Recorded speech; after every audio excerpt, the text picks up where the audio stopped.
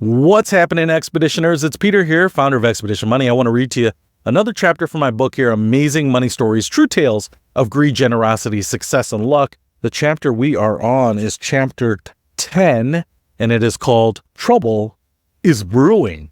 Dun, dun, dun. In the world of coffee, where the aroma of a freshly brewed cup fills the air, and the promise of a perfect roast awakens the senses, two giants found themselves embroiled in a legal battle that would reshape the landscape of single-serve coffee capsules. Nespresso, the industry leader known for its sleek and distinctive capsule design, faced off against Peet's Coffee, no relation to this guy, a challenger eager to break into the growing brew-at-home market.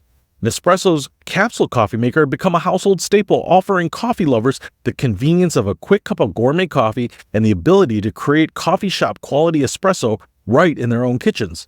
The unique design of the machine and its capsules gave Nespresso complete control over the coffee that was sold, ensuring a consistent and high-quality experience for its customers.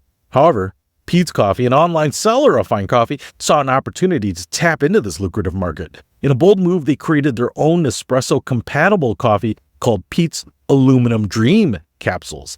This daring step caught the attention of Nespresso, who saw the threat to their ongoing coffee sales. Nespresso wasted no time taking legal action and filed a lawsuit against Peet's in a Swiss court.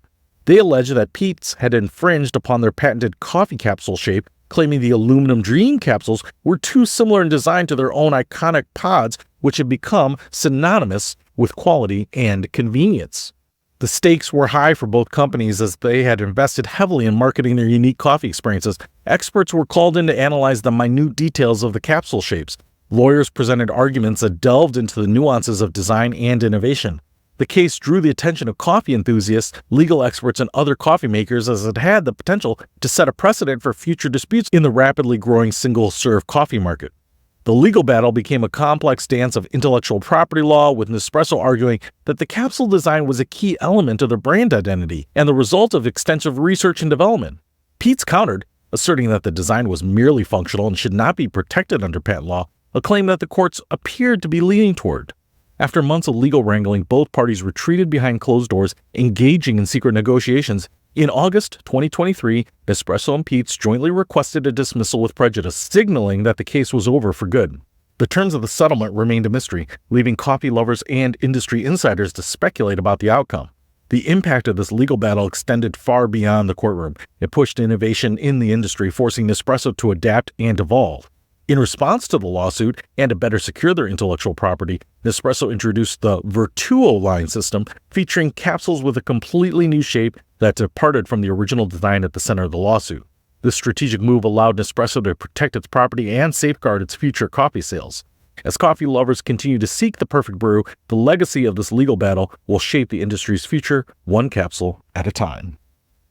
Now, I actually wrote this story because I use an espresso maker, and I had both the original and the Vertuo line, and I actually really liked the original line better. The Vertuo line actually was this kind of like bowl disc capsule shape, and then it used like centrifugal force, and it wasn't as good, I think, even though they touted it as better. But to me, they were touting it as better because it was a protected design, because it didn't necessarily invent a new process, but it invented a unique process for making the espresso. And it was my understanding at the time that because they built the capsule in a way that was basically that original Nespresso machine design was not going to be protected, that everyone could make it. And right now you can buy off-brand, generic, in those original espresso capsule shapes. I don't really call them that, I think, but you can buy them all over. There doesn't seem to be any issue with them. If you buy one of the original Nespresso machines, they all work perfectly in them. That's what I love about them, because it gets really cheap, like 20 or 30 cents a cup, as opposed to like $1 or $1.50 or $2 for a cup in the Vertuo line.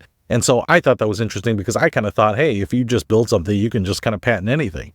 But if it's really a functional design, then it's really hard to protect. Now, if it's an artistic design or something that's kind of like overly elaborate because you're kind of designing it to be overly elaborate, then you can protect it. So it was just a fascinating case that affected me because I was drinking all that stuff. And since then, I have really just gone back to the original Nespresso machine and not the Vertuo one, because one, I think it tastes better, but it is way cheaper. I mean, a fraction of the cost to make coffee in those machines. So if you are looking for a good espresso at home, check out those original Nespresso capsule machines, because there are a ton of companies that make them and a ton of companies that sell the coffee that fit them.